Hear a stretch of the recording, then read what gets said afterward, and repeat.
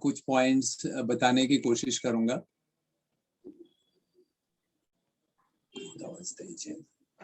तो बाबा ने एक बहुत अच्छा, जो फर्स्ट हमारे हर मुरली में जो बाबा का पॉइंट आता है कि बच्चे स्वयं को आत्मा समझो या देही अभिमानी बनो, तो ये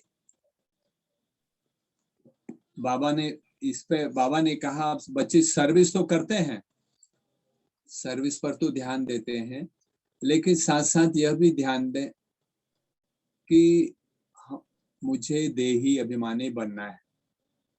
क्यों ध्यान दें? हमारे जो पुराने संस्कार हैं या जो मूल, उनको समाप्त कर मूल संस्कारों को सरफेस पर लाने के लिए, कॉन्शियस लेवल पर लाने के लिए, या दैवी संस्कारों को इमर्ज, ये कुछ डिस्टर्बेंस हो रही है। दैवी संस्कार, अच्छा एक मिनट में ऐसे भाई जी आप ईयरफोन हटा दीजिए, फिर नहीं होगी। मेरे पास बहुत डिस्टर्बेंस है, एक हाँ ये आप हटा दीजिए। Okay, now it's okay. अभी आवाज आ रही ठीक?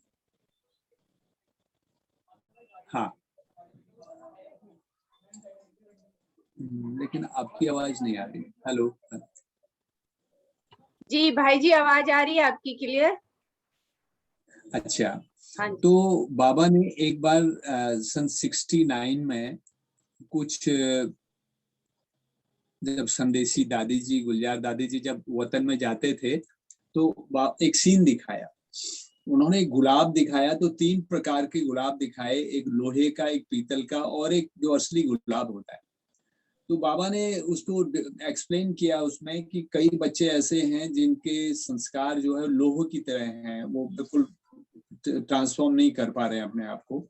कुछ पीतल की तरह हैं, वो थोड़ा मुड़ते हैं लेकिन उनमें भी पूर्ण रूप से परिवर्तन नहीं आता है। और एक रियल गुलाब है, अर्थात उन्होंने, तो बाबा ने उस गुलाब को ना जैसे ही ऐसे ही घुमाया तो उसकी पंखुड़ियां गिर गई नीचे और अंदर का जो बीज है वो दिखाई दिया।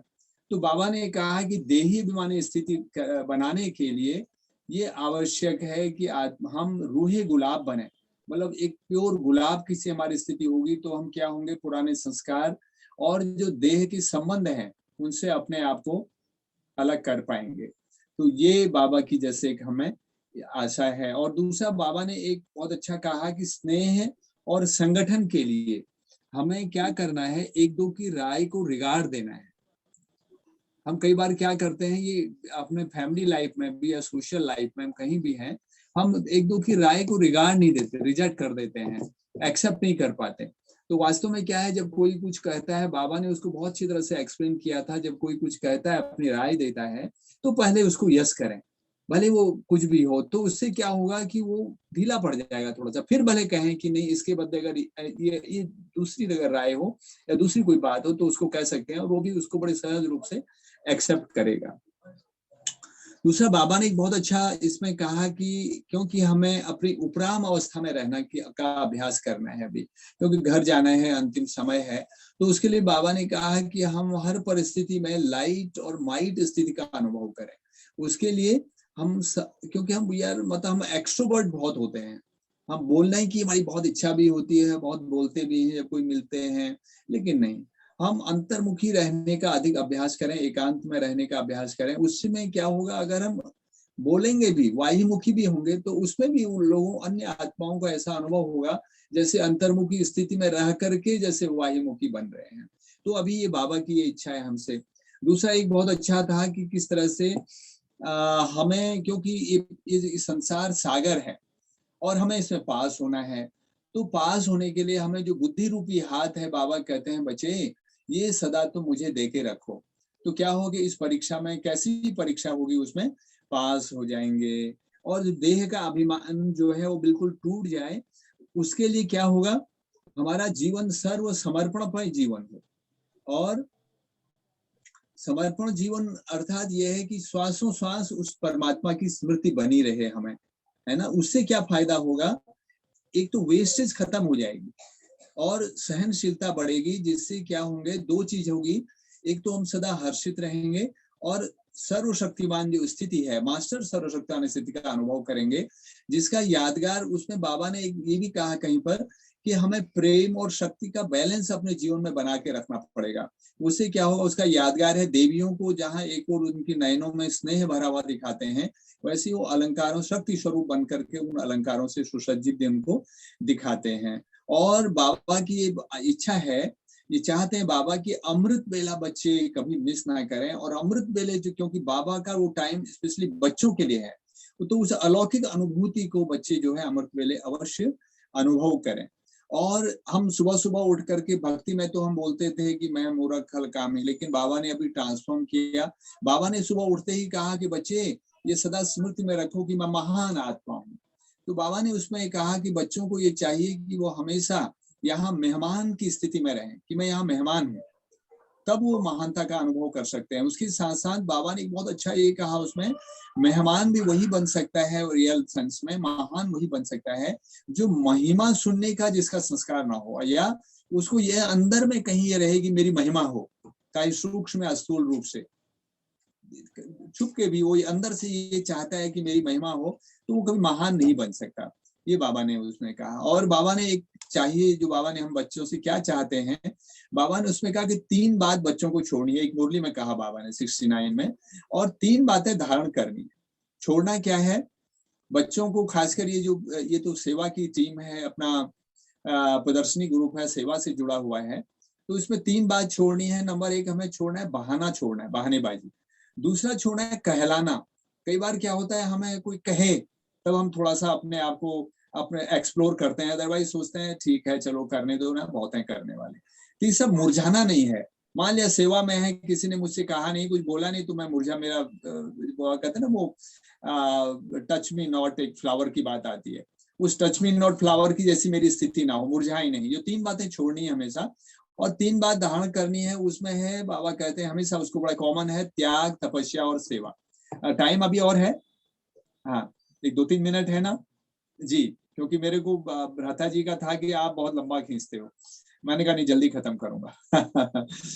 तो उसमें बहुत अच्छी एक बाबा की जो चाहना है, एक बार बाबा 69 में वैसे तो दादी जी का रथ मुकर्रर था जब ब्रह्मा बाबा व्यक्त हुए, लेकिन एक बार बाबा जो है बाप दादा संतरी दादी के तन में आए। उनको नाम मैं अभी भूल गया उनका, जो बाप दादा द्वारा उनका नाम मिला हुआ था, मुझे ध्यान नहीं आ रहा है। तो बाबा ने उसमें 3 पॉइंट कहे। तो बाबा ने कहा कि बाप, टीचर और सदगुरु के साथ पूरी लगन के साथ और पूरा कनेक्शन मेरा हो, ये बाबा चाहता है अभी। और क्या चाहता है कि देह अभिमान बिल्कुल खत्म हो जाए, जो पहली बात आई। क्यों? ये देह अभिमान जो है हमें हमारे स्वधर्म को भुला देता है। जरा सा भी देह अभिमान होगा तो स्वधर्म को भुला देगा। और तीसरा कहा कि बच्चे को संशय ना आए, बच्चों की बाबा चला गया है, बाबा साथ होगा या नहीं होगा। अभी भी हम कई आत्माओं का रहता है कि अब बाप दादा की भी पधरामणी होती नहीं है। तो बाबा ने उसमें तभी कहा था, जब तक विनाश नहीं होगा तब तक बाबा सदा साथ रहेगा, ये इस बात पर बिल्कुल भी संशय ना आए। तो ये बच्चों की स्थिति चाहिए। और बाबा ने उसमें कहा कि बच्चे 7 बातें छोड़ें और 7 बातें धारण करें। ये मुरली की सारी बातें हैं जो बाप दादा ने हमें बताई हैं।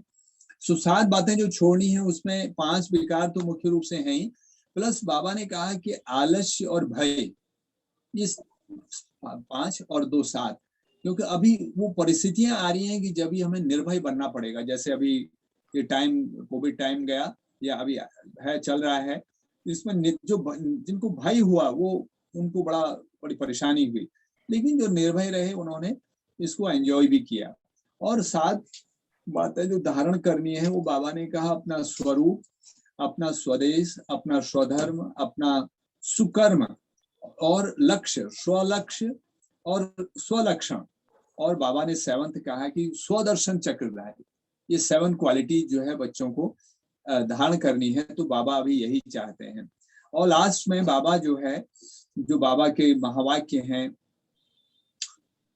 बाबा ने कहा कि अभी बच्चों की जो स्थिति है, अंतिम स्थिति कैसी होनी चाहिए, जो 18 जनवरी 1969 में बाबा के जो महावाक्य चले थे, उसमें बाबा ने जो 3 शब्दों का प्रयोग किया था, निराकारी, निर्विकारी, निरहंकारी, अर्थात मनसा बचे रहें निराकारी स्थिति में, वाचा बिल्कुल निरहंकारी स्थिति में, और कर्मणा निर्विकारी स्थिति में, ये बच्चों की अंतिम अवस्था हो जाए। और बाबा ने एक लास्ट में एक पॉइंट और है कि अभी बच्चों को सदा योग अग्नि जला के रखनी है हमेशा, अर्थात अपनी कर्मेंद्रियों को योग अग्नि से तपा देना है। क्यों तपाना है? अब वो समय आ रहा है जबकि हमारे सम्मुख किसी न किसी रूप में आपदाएं होंगी, अकाले मृत्यु होंगे, पाप अति को बढ़ गया है, और ही पाप कर्म इतने बढ़ गए हैं कि आत्माएं जब शरीर छोड़ेंगी तो उन्हें शरीर न मिलने से वो अपनी वासनाओं की तृप्ति के लिए अगर जरा सा भी कमजोर, और वो भी बड़ी शक्तिशाली स्थिति में होंगे उस समय पर, तो थोड़ी सी भी कमजोरी, कोई भी गेट ऐसा खुला हुआ रहेगा तो उस गेट से घुस करके हमें तंग करेंगे। इसलिए योगाग्नि से अपने कर्मेंद्रियों को किसी भी तरह से हमें जो है शांत करना है और योगाग्नि जला के रखनी है। ये बाबा की बहुत चंद शब्दों में जो हमें आश है, जो बाप दादा हमसे चाहते हैं, वो मैंने थोड़ा जो आज बड़ा मुरलिया बाबा जो मुरलियों में कहते हैं वो आपके सम्मुख रखा। ओम शांति। भाई जी, थैंक यू भाई जी, आपका बहुत बहुत धन्यवाद। आपने हम प्रश्न का उत्तर बहुत अच्छे से समझाया हमें, और लक्ष्मी दीदी को प्रश्न का उत्तर मिल गया होगा। तो अभी मैं सलोनी बहन से रिक्वेस्ट करती हूँ कि वो अपना प्रश्न ननिका दीदी जी से पूछ सकते हैं। हेलो सलोनी बहन, हमारे साथ हैं क्या? हेलो। ओम शांति भाभी। ओम शांति जी। ओम शांति सलोनी। ओम शांति। आप अपना प्रश्न पूछ सकते हैं ननिका दीदी जी से। चार्ट में विशेष कौन सी बात चेक करनी चाहिए? आप अपना प्रश्न एक बार फिर से बताएंगे? अपने चार्ट में कौन सी बात हमें चेक करनी चाहिए? जी, ओम शांति सभी को। वैसे तो आप सभी बहुत एक्सपीरियंस सब बैठे हुए हैं मेरे सामने, फिर भी मैं अपनी नॉलेज के आधार पे जितना समझ है उतना आपको जवाब देती हूँ, कोशिश करती हूँ पूरा एक्सप्लेन करने का। बाकी कुछ कमी हो तो गणेश भाई जी है ही, बता ही देंगे। तो बाबा कहते हैं हमें कि 24 घंटे में कम से कम 8 घंटे हमें बाबा की याद में रहना है, चाहे फिर वो चलते फिरते कर्म करते हुए बाबा को याद करना है, लेकिन बुद्धि से जो है याद की यात्रा कंटिन्यू हमारी रहनी चाहिए, कम से कम 8 घंटे। तो सबसे पहले हम स्टेप बाय स्टेप चलते हैं। तो बाबा जैसे भाई जी ने भी बताया कि अमृत वेले उसकी बहुत महत्ता है, उस बहुत इम्पोर्टेंस है अमृत वेला। तो हमें चेक करना चाहिए कि सुबह हम जब अमृत वेला करते हैं तो उस टाइम पे हमारे मन की अवस्था कैसी है, उस टाइम हमारा योग किस तरह से लग रहा है। मन की अवस्था अर्थात जब हम बाबा से रूह रिहान करते हैं, तो रूह रिहान करते समय हमारे जो मन में विचार चलते हैं वो किस लेवल के हैं। कई बार होता है कि नॉर्मल ही विचार होते हैं, और वो ऐसे विचार होते हैं कि वो हमारे जो है उमंग उत्साह को नहीं बढ़ाते हैं। और फिर दूसरा बाबा कहते हैं वो चेक करना है रूह रिहान में भी आपके मन में किस तरह की विचारों की क्वालिटी है, फिर दूसरा मन की अवस्था कैसी है। और बाबा कहते हैं कि जब योग करते हैं कि योग अग्नि या विधेयी अवस्था, आप खुद को आत्मा समझकर आप कितने समय बैठ पा रहे हैं अमृत वेले में। और अगर फिर बाबा ये भी कहते हैं कि हमें हमारे जो विकर्म विनाश होते हैं वो योग अग्नि से होते हैं, तो क्या हमारी अमृत वेले ऐसी अवस्था होती है? और रूह रिहान करते हुए हमें ये टचिंग होती है कि हम बाबा से जो जवाब को बात कर रहे हैं उसका जवाब हमें मिल रहा है, वो टचिंग हमें होती है। तो बाबा कहते हैं ये सारी चीजें चेक करनी चाहिए। योग अग्नि की अवस्था कितनी देर रहती है, आप अमृत वेले खुद को रिफ्रेश कर पा रहे हैं या आपकी खुशी उससे बढ़ पा रही है, ये हमारा अमृत वेले का चेकिंग हो जाता है। फिर बाबा कहते हैं दूसरा स्टेप आई, अगले स्टेप पे जब हम चलते हैं तो हम मुरली सुनते हैं। तो उसमें भी बाबा कहते हैं कि चेक करो मुरली सुनते हुए, आप सेंटर पे मुरली जाके सुनते हैं या खुद ही उसको रीड कर लेते हैं या किसी और के द्वारा किसी और टाइम पे सुनते हैं, तो बाबा कहते हैं उसका भी फर्क पड़ता है कि आप सेंटर पे जाके मुरली सुन रहे हैं, वहां पर भी बैठकर अगर सुन रहे हैं आप, तो कि आपकी एकाग्रता कितनी है। मुरली सुनते हुए आप एकाग्र है या आपकी बुद्धि मान लो सेंटर पे बैठे हैं वो घर की तरफ ही लगी हुई है कि घर जाके ये काम करना है, तो वो चेक करना है। दूसरा बाबा कहते हैं फिर मुरली सुनी है तो उसमें से आपने धारणा क्या क्या की है, आपको मुरली के स्टेप जो बाबा ने बोले वो क्या क्या याद है, या आप सिर्फ सुन के भूल जाते हैं और सारा दिमाग से निकल जाता है, सेंटर से बाहर जाता है, या मुरली सुनने के थोड़ी देर बाद ही भूल जाते हैं। तो बाबा कहते हैं वो भी हमारी चेकिंग होनी चाहिए, क्योंकि चार्ट में हमें लिखना है कि हमने मुरली में कैसे धारण क्या किया है अपने जीवन में। फिर तीसरा आता है कि हम जब खाना खाते हैं तो चलो वैसे तो भोग लगाना चाहिए सबको, फिर भी अगर हम भोग नहीं लगाते हैं तो बाबा कहते हैं खाना खाते हुए मुझे साथ लेके खाओ, मेरे साथ बैठ के खाओ, क्योंकि बाबा का भंडारा है और हम उन्हीं को अगर स्वीकार नहीं करा रहे हैं तो बाबा कहते फिर आपको पावर नहीं मिल पाती है। जो परेशानियां हैं, जो चीजें हैं, वो उनसे हम निमट नहीं पाते हैं, क्योंकि भोजन से हमें बहुत पावर मिलती है। तो अगर आप भोग भी नहीं लगा रहे हैं तो बाबा को साथ लेके बैठ के खाए, हमेशा बाबा को याद, हर एक बाइट में बाबा को याद करें। फिर बाबा कहते हैं कि आगे जब हम चलते पूरा दिन हम अपने काम धंधे पे चले जाते हैं, काम करते हुए हम बाबा को कितनी देर याद रखते हैं, या हम जब काम कर रहे हैं तो क्या हमने बाबा को साथ लिया हुआ है। तो बाबा जैसे कहते हैं कि ट्रस्टी बन के रहो, गृहस्थी बन के नहीं रहो।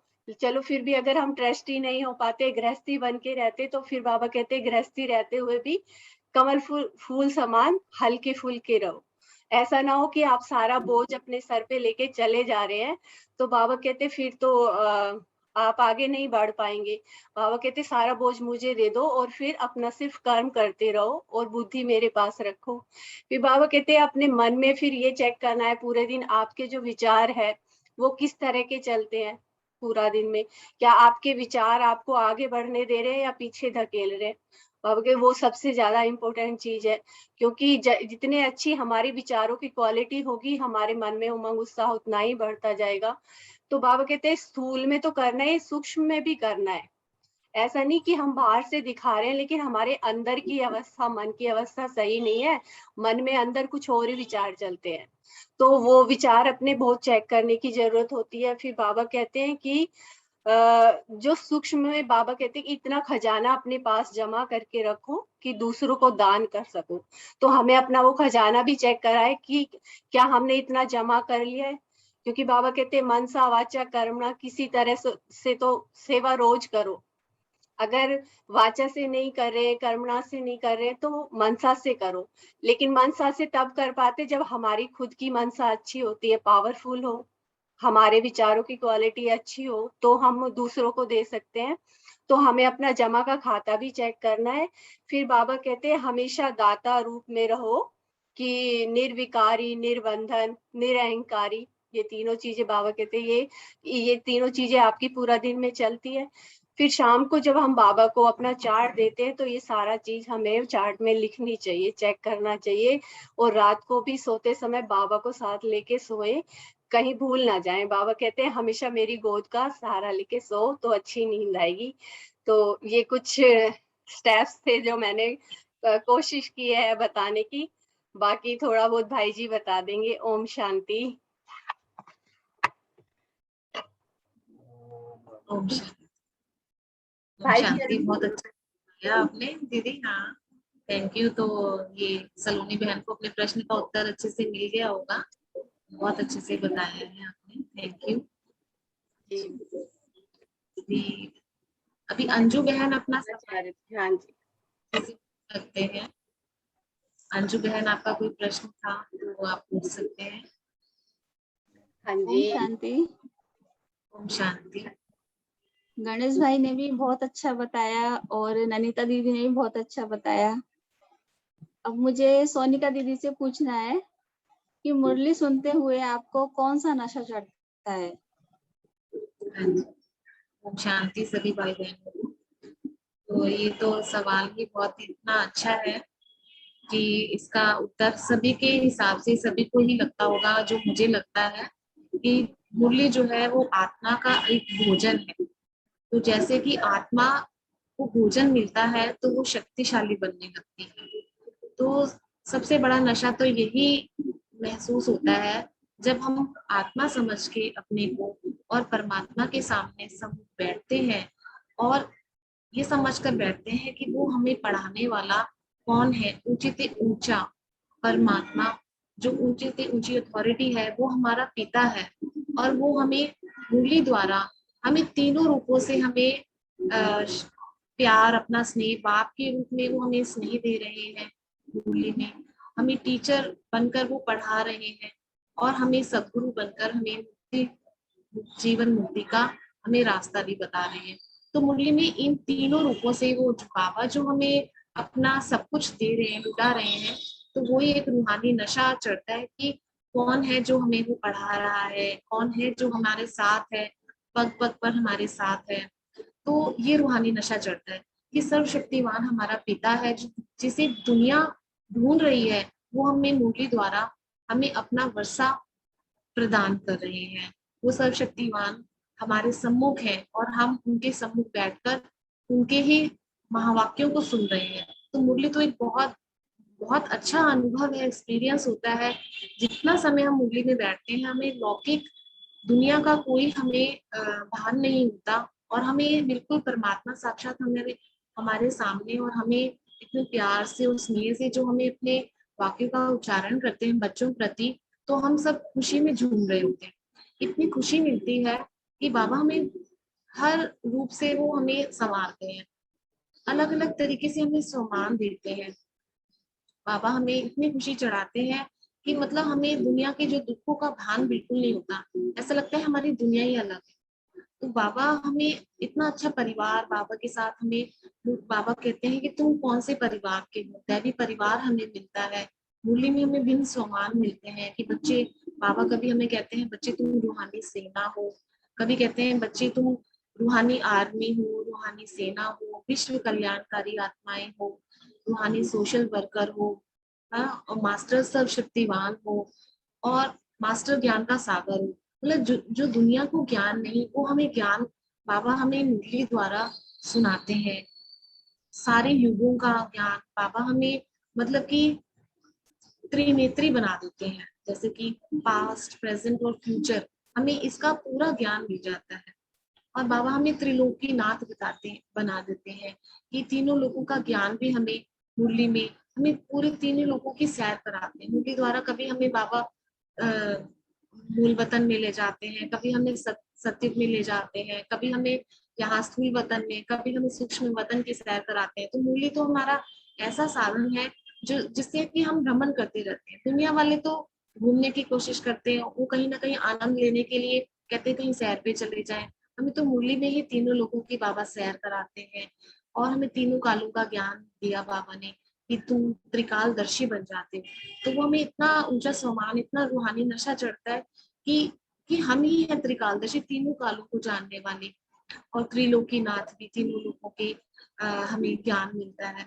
बाबा हमें इतना अच्छा करते हैं। फिर बाबा हमें टीचर बनकर जो हमें शिक्षाएं देते हैं, पढ़ाते हैं, तो हमें दैवी गुण की धारणाएं करने के लिए जो प्रेरित करते हैं बाबा, उससे हमें इतना अच्छा लगता है कि देखो हमें श्री बाबा हमें इतने प्यार से पढ़ा रहे हैं, तो हमें उनकी बात मानने का कितना वो लगता है कि हम उनकी बात को स्वीकार करें।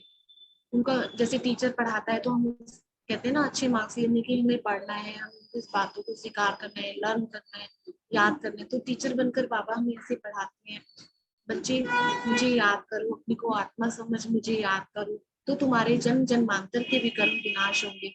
तो ये बात बाबा की हमें एकदम लगती है। नहीं तो दुनिया में हम लौकिक बातों में जब रमण करते रहते हैं, दुनिया वालों को लौकिक संबंधों को याद करते रहते हैं, तो हमें वो सुख की प्राप्ति नहीं होती। जब हम बाबा को याद करते हैं, अपने को आत्मा रूप में समझकर उनको यथार्थ रीति जब हम याद करते हैं, तो हमें जो खुशी मिलती है, रूहानी आनंद मिलता है, जैसे कहते हैं अतीन्द्रिय सुख, ये अनुभूति, वो हम जो कर सकते हैं वो दुनिया में और कोई नहीं कर सकता। तो हमें बाबा की शिक्षाओं को जब हम जीवन में लेकर आते हैं तो हमें बहुत अच्छी आनंद की अनुभूति होती है कि ऐसा लगता है जीवन में रहते हुए हम एक मुक्त अवस्था के अनुभूति करते हैं।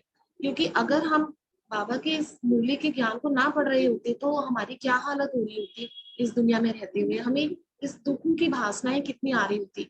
तो ये रूहानी एक नशा रहता है कि हम दुनिया से कितने अलग हैं, कितनी खुशी मिली है कि परमात्मा हमारे साथ है।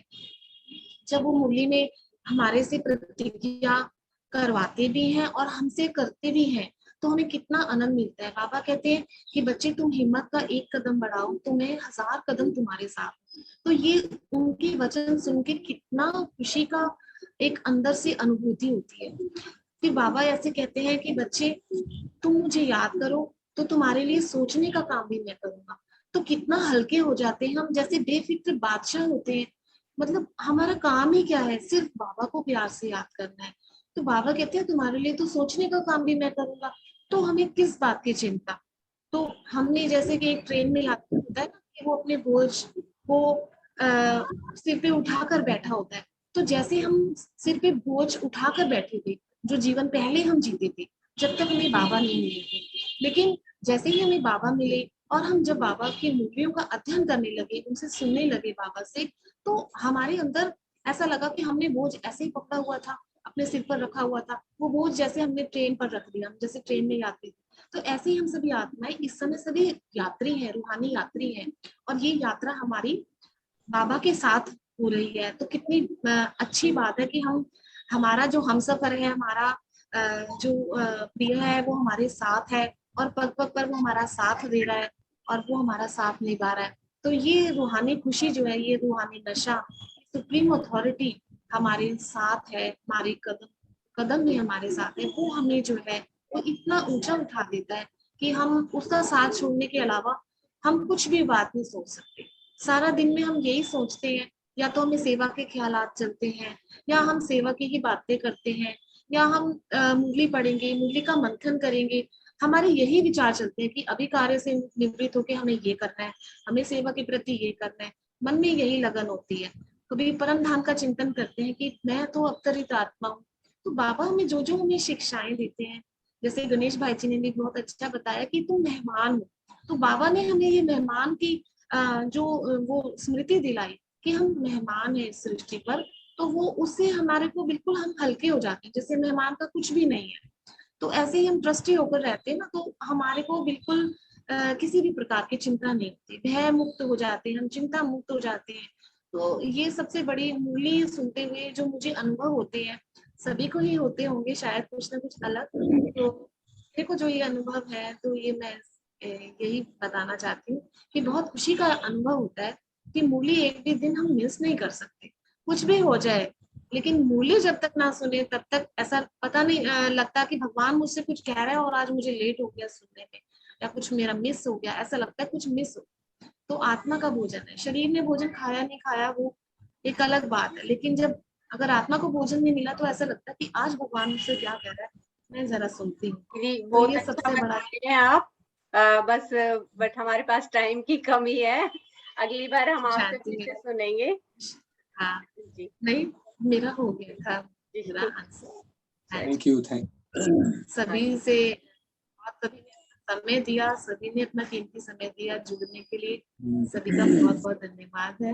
दोनों बहनों ने बहुत अच्छा सुनाया, और मुझे बाबा की एक बात याद आ रही थी कि बाबा ने कहा है बच्चे लास्ट में ऐसे आएंगे जो last to pass, fast to first जाएंगे।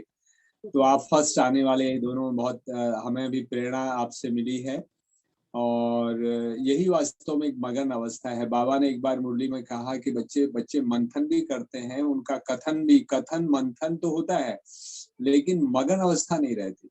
लेकिन आप दोनों मगन अवस्था में, आपने जो बहुत सुंदर ज्ञान चरण करके हम बताया, उसके लिए बहुत बहुत थैंक्स। ओम शांति, ओम शांति, ओम शांति। ओम शांति भाई जी, धन्यवाद आपका। धन्यवाद। बाप का धन्यवाद का भोग बाबा को लगा देते हैं। चलिए 2 मिनट बाबा को याद कर लेते जी।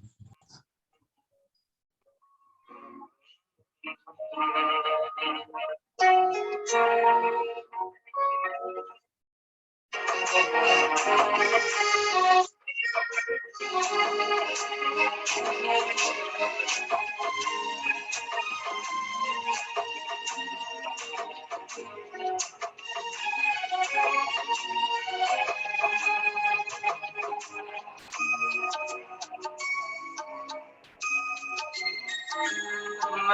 मोती हूँ उस समंदर का, मैं ज्योति हूँ नूर संसार का। मैं हूँ ही खुदा की औलाद, मैं हूँ ही खुदा की औलाद। फिर पहचान में कैसी उलझन, फिर पहचान में कैसी उलझन, ऐसी लगी लगन, ऐसी लगी लगन। लौट जाऊं मैं